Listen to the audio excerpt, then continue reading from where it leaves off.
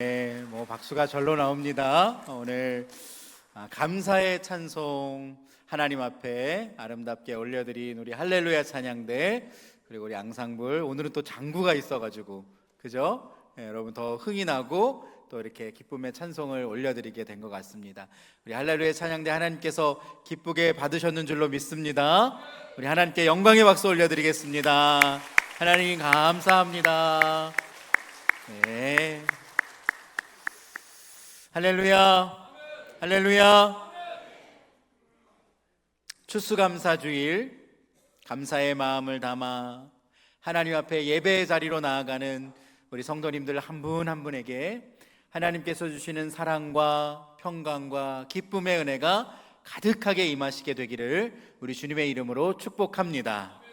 오늘은 시편 100편 본문으로 여호와께 감사하라 하는 제하에 하나님의 말씀을 증거하겠습니다.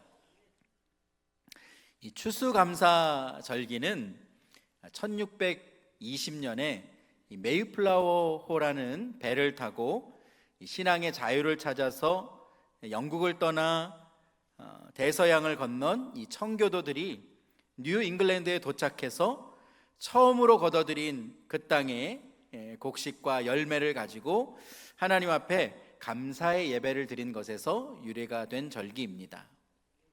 이후에 선교사들에 의해서 이 감사의 절기가 한국 교회에도 전해졌고요, 한 해를 마무리하는 이 가을의 계절에 여러분이 앞에 보이시는 것처럼 많은 과일과 또 열매들, 곡식들을 주신 누구요? 하나님이죠. 그죠? 우리가 수고했지만 이것이 자라고 열매 맺게 하신 분은 누구세요? 하나님이시죠. 우리가 그 하나님을 기억하면서 하나님 감사합니다 라고 우리의 마음을 담아 예배드리는 추수 감사 주일 예배의 절기로 자리 잡게 된 겁니다. 당시에 청교도들이 모일 때마다 함께 암송했던 성경 말씀이 있는데 그것이 바로 우리가 읽은 본문 시편 100편의 본문 말씀입니다. 그들은 이 시편 100편 본문의 말씀을 암송하면서 그 마음 가운데 여기까지 인도하신 하나님 앞에 감사의 고백을 담아 마음껏 하나님을 찬송하며 예배를 드렸습니다. 여러분은 지금 추수감사 주일 예배를 이 자리에서 함께 드리며 하나님 앞에 나아가고 있는데 여러분은 어떤 마음으로 지금 예배 드리고 계십니까? 네, 감사하는 마음이라고 대답해 주신 분들이 계신데, 여러분 지금 이 자리로 우리를 불러주시는 분이 누구시죠? 하나님이시죠. 하나님이 부르시지 않으면 누구도 이 자리에 나와 예배 드릴 수가 없습니다. 내가 오늘 아침에 일어나서 이 자리에 나온 것 같지만 하나님께서 여러분의 마음을 움직여 주시고 여러분을 이곳으로 초대해 주셨기 때문에 우리가 함께 기쁨으로 하나님 앞에 예배 드릴 수 있게 되는 것입니다. 그러면 하나님께서 우리를 이 자리로 초대해 주셨는데 우리는 어떠한 마음을 가지고 하나님 앞에 예배해야 할까요? 여러분, 이 시간 우리가 예배를 시작할 때 다 같이 자리에서 일어나셔서 하나님의 부르심이라는 찬양을 함께 부르면서 예배의 자리로 나아갔습니다. 내가 이 자리에 선 것도 누구의 은혜라? 하나님의 은혜라. 나를 부르신 분도 나를 예배하게 하신 분도 하나님이심을 우리가 함께 선포하며 예배를 드리고 있는 것이죠. 여러분, 여러분의 예배 가운데 우리가 함께 하나님 앞에 찬송의 고백을 올려드릴 때에 그냥 다른 사람이 찬송하니까 나도 따라 부르는 찬양이 아니라 나를 이곳으로 불러주신 하나님, 내 예배를 받아주시는 하나님, 내게 말씀을 주시고 은혜를 주시고 능력을 주셔서 나를 이 세상으로 다시 파송해 주시는 그 하나님을 기억하면서 여러분 기쁨과 감사의 고백을 하나님 앞에 올려드릴 수 있는 예배자로 서실 수 있기를 주님의 이름으로 축복합니다.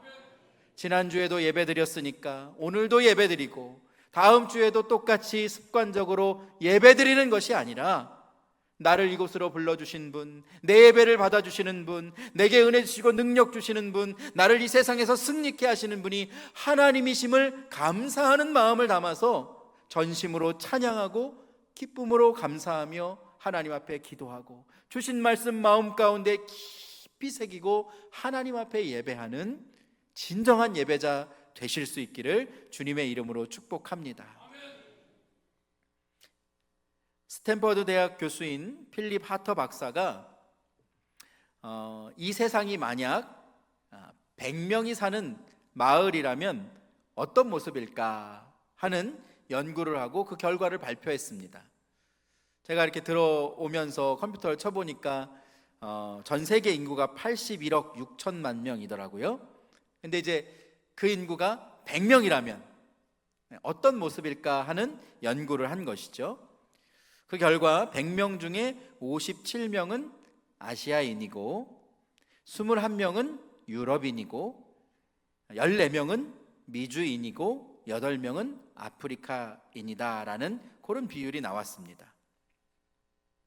더 자세한 연구 결과 중에 이 100명 중에 80명은요 적정한 수준에 미치지 못하는 아주 열악한 환경에서 주거 환경에서 살아가고 있고 100명 중에 70명은 글을 모르는 문맹입니다.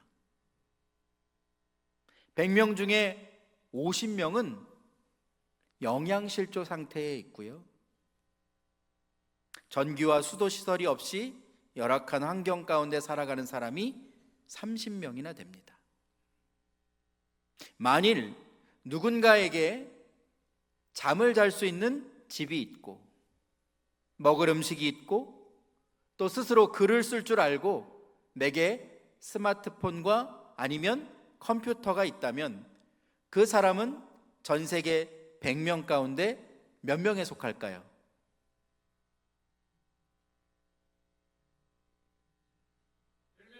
한 명입니다.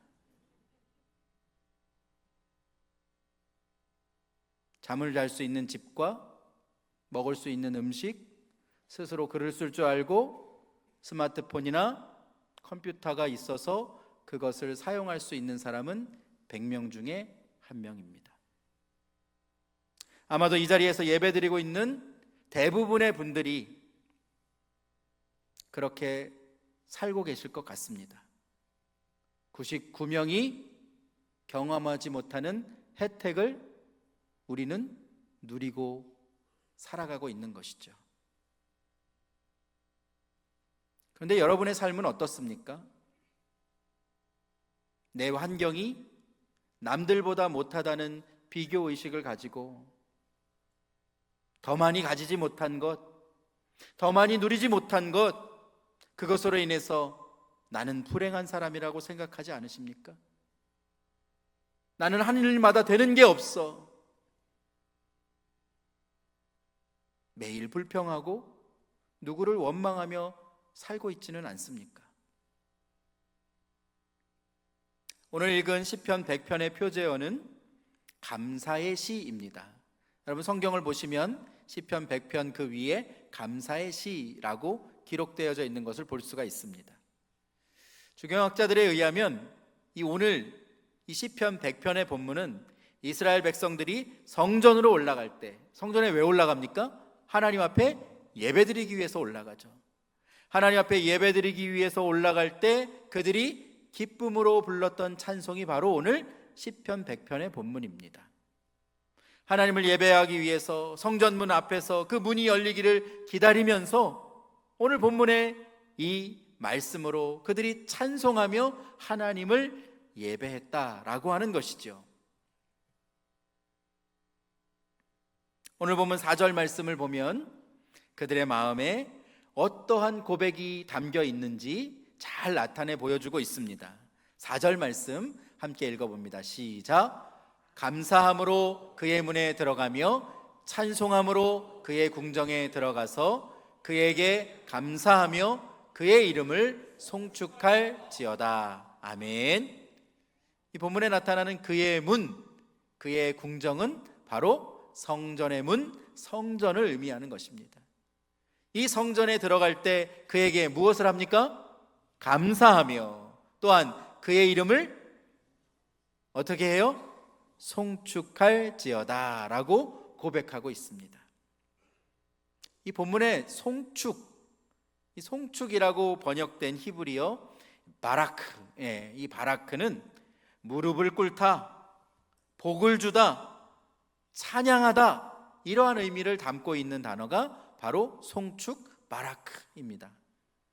그러므로 하나님을 예배하는 자들에게 하나님께서 주실 신령한 복을 기대하면서 감사와 기쁨으로 하나님을 찬양하는 것, 그것이 바로 성전에 들어가는 예배자의 마음 자세가 되어야 한다라고 하는 것이지요.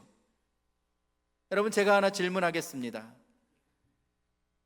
여러분, 하나님을 송축하기를 원하십니까? 진정으로 하나님 앞에 바라크하기를 원하십니까? 하나님 앞에 엎드려서 하나님께서 내게 주실 은혜와 복을 기대하고 사모하면서 감사함으로 하나님 앞에 예배하기 원하시는 여러분, 여러분의 영적 시선을 하나님 앞에 온전히 고정하고 다른 것 쳐다보지 아니하고 내게 은혜 주실 그 하나님만 온전히 바라보고 전심으로 마음을 다해서 하나님을 예배하고 송축하는 여러분 되시기를 축복합니다. 다른 사람이 찬양을 부르니까 나도 따라 부르는 것이 아니라 나를 이곳으로 불러주시고 내 예배를 받으시기 원하시는 그 하나님 앞에 우리의 영적 시선을 고정하고 하나님 앞에 내 예배를 기쁨으로 올려드리는 예배자로 사시기를 주님의 이름으로 축복합니다. 그러면 이제 우리가 생각해 볼 것이, 왜 우리는 하나님을 송축해야 할까요? 우리가 하나님을 송축해야 하는 이유를 알기 위해서는 먼저 하나님이 어떤 분이신지를 우리가 잘 알아야 합니다. 내가 믿는 하나님, 나와 함께 하시는 하나님, 나를 인도하시는 하나님, 나에게 영원한 하나님 나라를 유업으로 주시는 그분이 누구신지를 내가 잘 알 수 있어야 그 하나님을 따라갈 수 있고 그 하나님을 송축하며 살아갈 수 있는 것입니다. 우리 하나님이 어떤 분이신지 우리가 알면 알수록 우리는 하나님을 더욱 신뢰할 수 있게 됩니다. 우리가 하나님을 경험하는 만큼 우리의 믿음과 신앙이 더욱더 자라게 되는 것이죠. 그러면 우리가 마음을 다해서 송축해야 하는 하나님, 그 하나님은 어떤 분이실까요? 오늘 본문은 3가지로 우리에게 전하고 있는데요, 저를 한번 따라해 보실까요? 화면을 보시면서 첫 번째, 하나님은 우리의 창조주이십니다. 다시 한번 따라합니다. 하나님은 나의 창조주이십니다. 여러분 믿으십니까? 우리를 만들어주신 분이 누구십니까? 하나님이십니다. 그 고백이 우리의 마음 가운데 담겨져 있고 그 고백을 우리가 찬송으로 올려드릴 수 있어야 한다라고 하는 것입니다. 오늘 3절 말씀 보시면 여호와가 우리 하나님이신 줄 너희는 알지어다. 그는 우리를 지으시니요 라고 고백하고 있습니다. 창세기 1장에 보면 하나님은 말씀으로 이 세상을 창조해 주셨습니다. 빛과 궁창, 하늘의 해와 달과 별들을 만드시고 땅과 바다를 구분하시고 씨 맺는 채소와 열매 맺는 나무를 주시면서 또한 육축과 짐승을, 어류와 조류를 하나님께서 말씀으로 창조하신 후에 뭐라고 말씀하셨어요? 보시기에 심히 좋았더라. 하나님께서 말씀으로 창조하신 그 모든 것을 보고 하나님께서 심히 좋으셨다 말씀합니다. 스가랴 12장 1절 말씀에도 보면 이렇게 기록하고 있습니다. 이스라엘에 관한 여호와의 경고의 말씀이라. 여호와 곧 하늘을 펴시며 땅에 터를 세우시며 사람 안에 심령을 지으시니가 이르시되 라고 기록하고 있습니다. 스가랴 선지자는 하늘을 넓게 펴신 분이 하나님, 터를 놓고 기초를 쌓으신 분도 하나님, 더불어 그 하나님께서 사람의 마음 가운데 심령을 허락해 주신 분이라고 고백하고 있습니다. 하나님께서 말씀으로 이 세상을 창조하시고 가장 마지막에 만드신 것이 무엇이죠? 사람입니다. 6번째 날에 땅에 있는 흙으로 사람을 빚으시고 그 코에 하나님의 영 루아흐 생기를 불어넣어 주셔서 그 사람이 생명, 살아있는 존재, 하나님과 교제할 수 있는 영적인 존재가 되게 해 주셨습니다. 모든 만물 가운데 하나님의 영을 불어넣어 주신 것은 누구밖에 없을까요? 사람밖에 없습니다. 그래서 사람만이 하나님과 교제할 수 있는 겁니다. 우리를 그렇게 하나님은 구별해 주시고 존귀한 존재로 만들어 주시고 하나님께서 창조하신 이 세상에서 살게 하신 것이죠. 여러분, 하나님이 이 세상을 왜 만드셨을까요?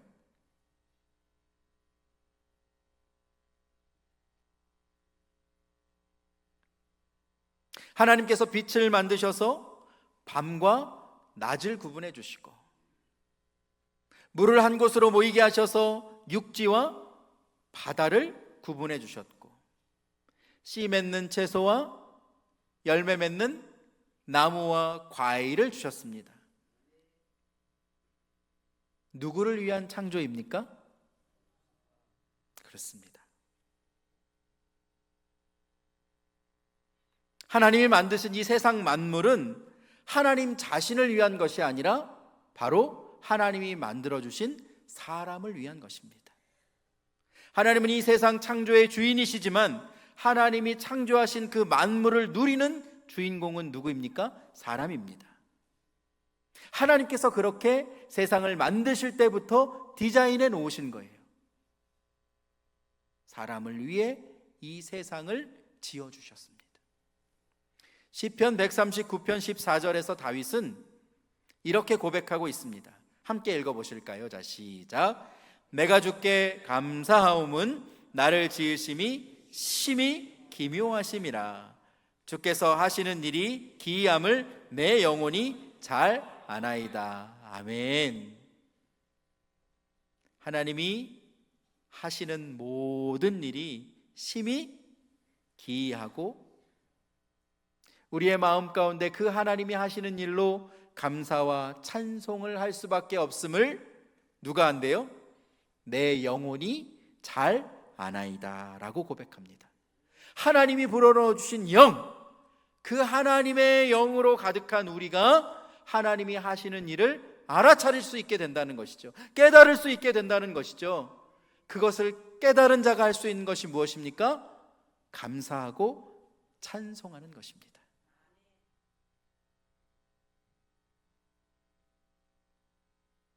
우리가 조금만 생각해 봐도 하나님께서 우리를 위해서 행하신 일, 만물을 지으셨을 뿐만 아니라 지금 이 순간에도 우리를 섭리하고 다스리고 계시는 하나님이시라는 그 사실이 우리에게 놀라운 감사와 은혜의 고백이 되는 것입니다. 여러분, 우리가 일상을 살면서 우리가 누리고 있는 것들이 너무나 많은데요. 여러분, 공기가 없으면 우리가 살 수 있습니까? 물이 없이 살 수 있습니까? 자연의 모든 것들도 하나님께서 자라고 열매 맺게 해주셔서 우리에게 주심을 통해 우리가 살아갈 수 있게 되는 것입니다. 여러분, 지금은 4차 산업혁명 시대이지 않습니까? 전기로 차가 다니고 날아다니는 택시가 이제 또 개발되고, 그러나 그것을 만들려면 땅에서 나는 광물과 철이 없으면 만들 수가 없어요.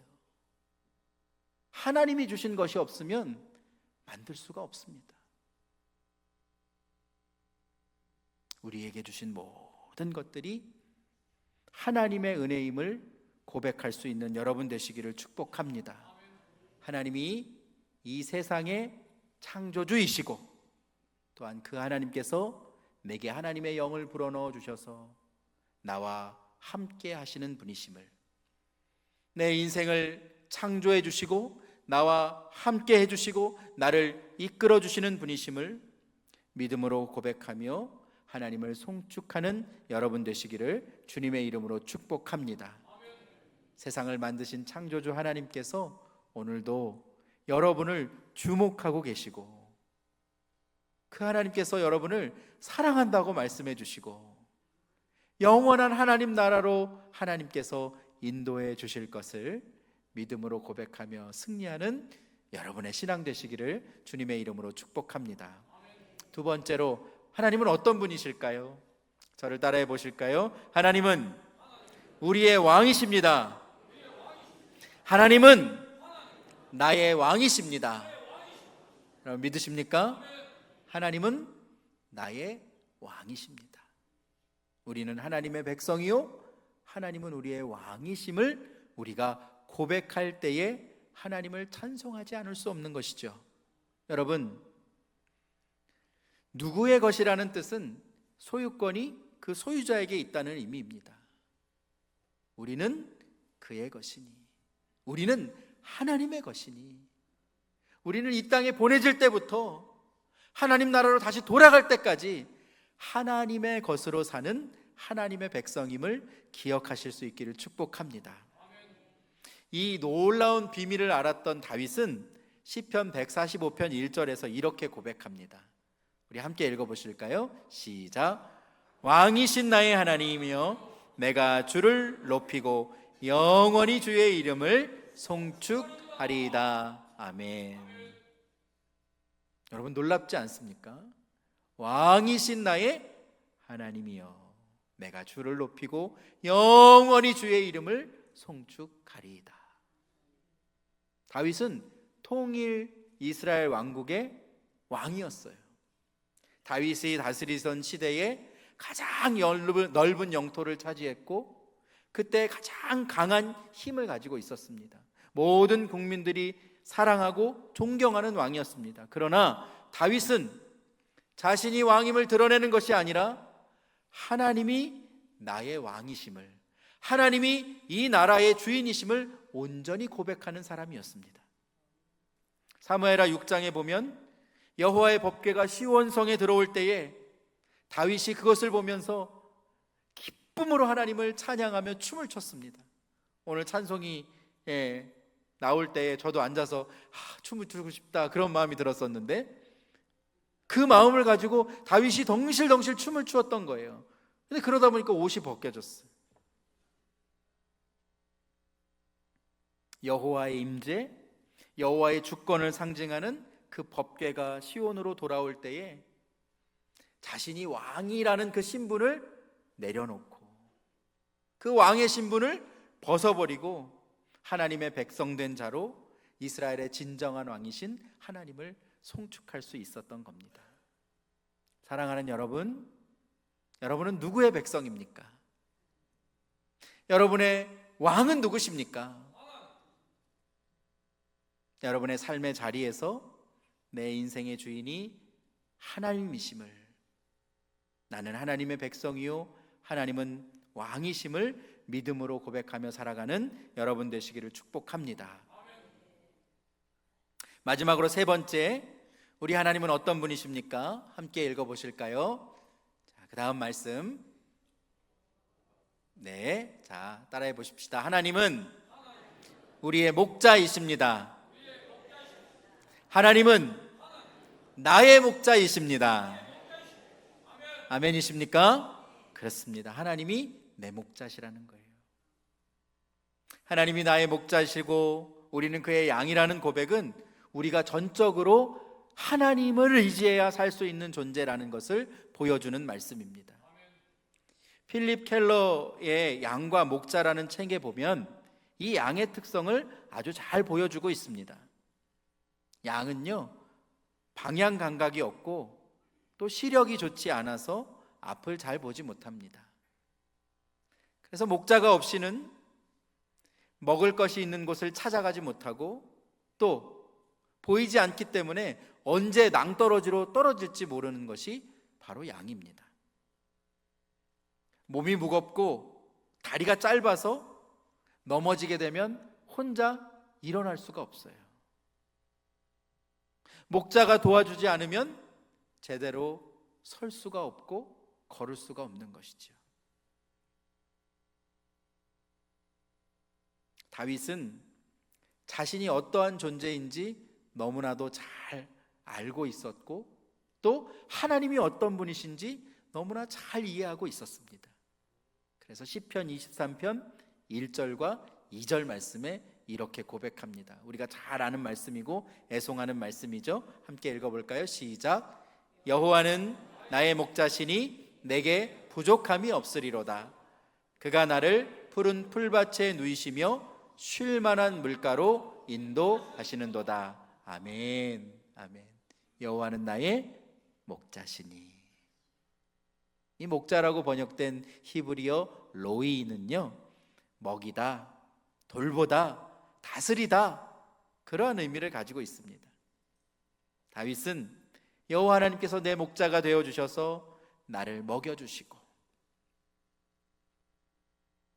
나를 돌보아 주시고 내 삶을 다스려 주시는 하나님이시라는 것을 믿음으로 고백하면서 그가 나를 푸른 풀밭에 누이시며 쉴 만한 물가로 인도해 주실 것을 믿음으로 고백하는 사람이었습니다. 지금은 비록 그렇지 않지만, 지금은 비록 어려움 가운데 있지만, 지금은 비록 도망자 신세지만 하나님께서 나의 목자가 되어주셔서 내게 쉴 만한 물가와 또 푸른 초장으로 나를 인도해 주시는 하나님이시라는 것을 다윗은 믿음으로 고백했던 겁니다. 올 한 해를 지나면서 남들이 모르는 광야의 길을 걸어오신 분들이 계실 것이고 사명의 음침한 골짜기를 통과하시는 분도 계실지 모르겠습니다. 인생에 해결하기 어려운 문제를 우리가 봉착할 때가 있고 견디기 어려운 고통을 만날 때도 있습니다. 어디로 가야 될지, 어떻게 해야 될지, 눈앞이 캄캄해서 누구에게 이야기하지 못하고 하나님 앞에 읊조려 기도하고 있는 우리 성도들이 계실 겁니다. 사랑하는 여러분, 기억하십시오. 하나님은 지금 이 순간에도 여러분과 함께 하시는 줄로 믿습니다.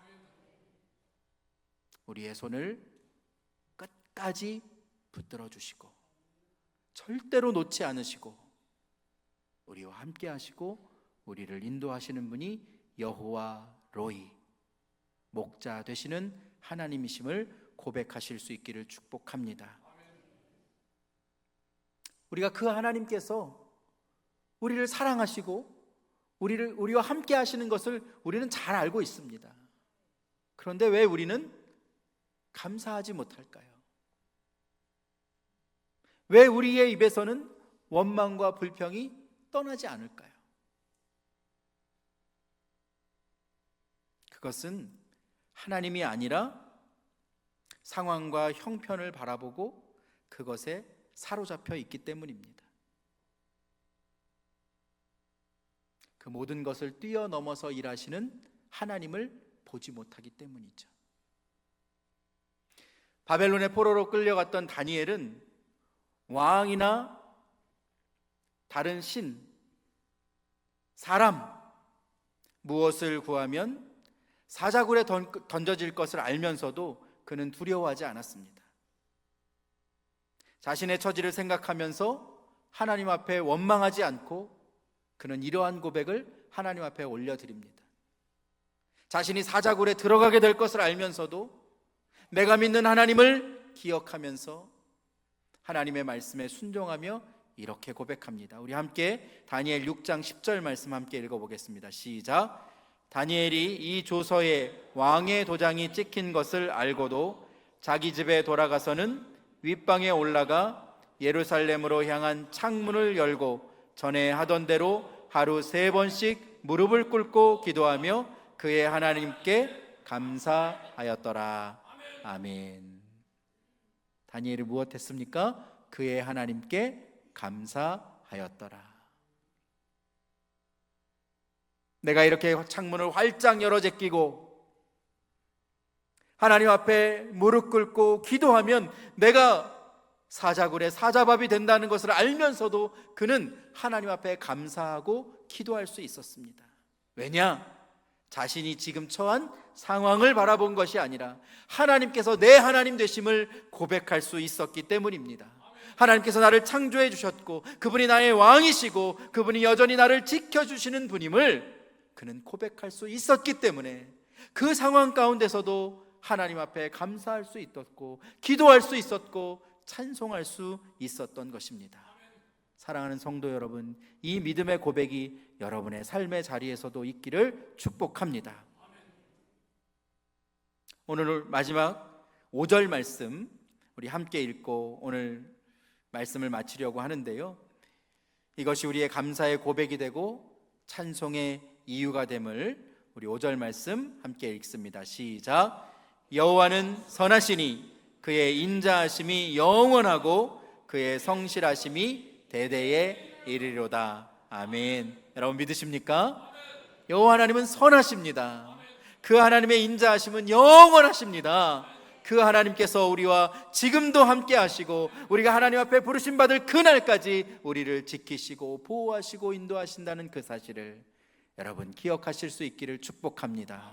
그것을 기억하는 사람은 하나님 앞에 바락 엎드려서 찬송하고 예배하며 영광 돌릴 수밖에 없습니다. 그 하나님을 우리가 기대하면서 여러분 예배의 자리에서 그 하나님을 만나시고 그 하나님을 기쁨으로 찬송하면서 영광 중에 임하시는 그 하나님을 날마다 경험하고 살아가는 우리 중앙의 모든 성도들이 되시기를 주님의 이름으로 간절히 축원드립니다.